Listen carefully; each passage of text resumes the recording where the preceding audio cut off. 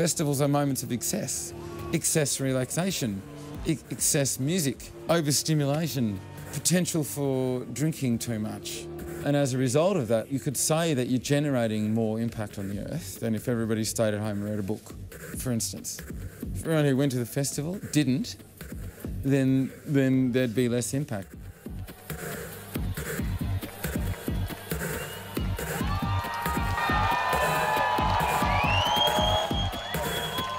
People can perceive events to be slightly frivolous and a bit of a luxury, but I don't reckon. I think that socially, humans always have been involved in celebrations and rituals. So they're amazingly important. They always have been. If you're talking like thousands of years ago, that ritualistically, it's an important part of the way humans relate to each other. So it's fundamental that we continue to celebrate life.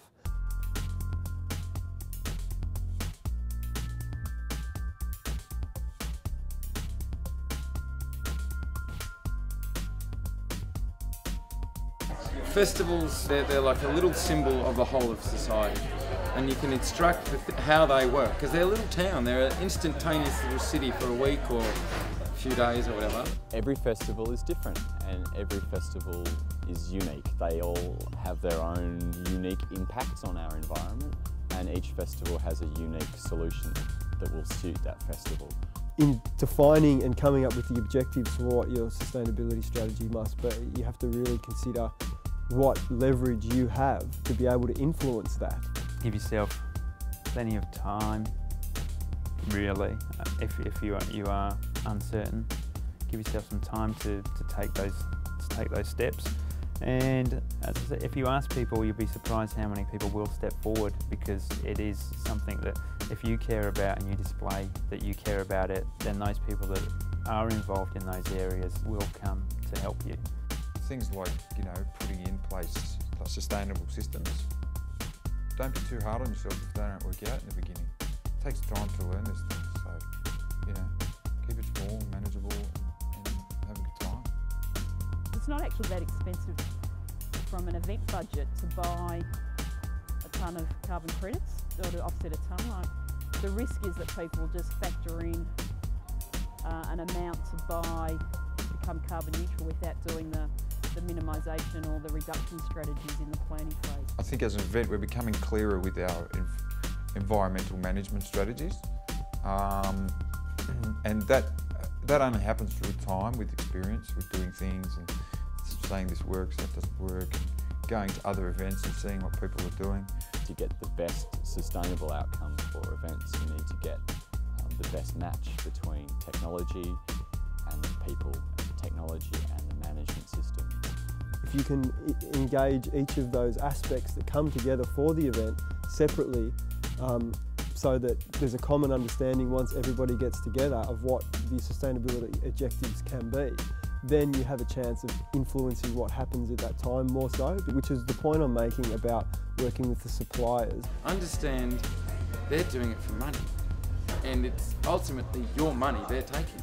Because if you're in charge of a festival and you get to choose who comes in and out and trade and be in commerce, they're going to make money. And so understand the power you've got.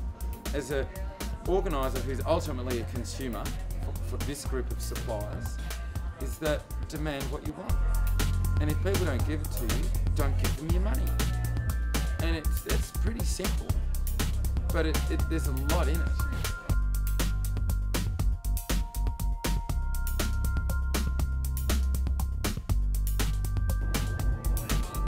If you don't know what you're emitting, then you can't purchase the offsets, first of all, for that amount of energy or water that you're consuming. So auditing is important, just to know where you're at and to get a realistic understanding of where to focus your efforts as far as improving the efficiency. And this is actually a much bigger stage. It's drawing less energy and it sounds louder, so we think this is good. The first step that festivals need to undertake is to better understand where their environmental impacts are, and that is not an expensive procedure. It's very straightforward and there's lots of management bonuses and lots of other positives. You have to audit to be able to understand what you're doing, where the energy and the resources are being consumed. Once you've done that, then you're able to strategically direct resources to achieve certain outcomes. If you don't have the right information, then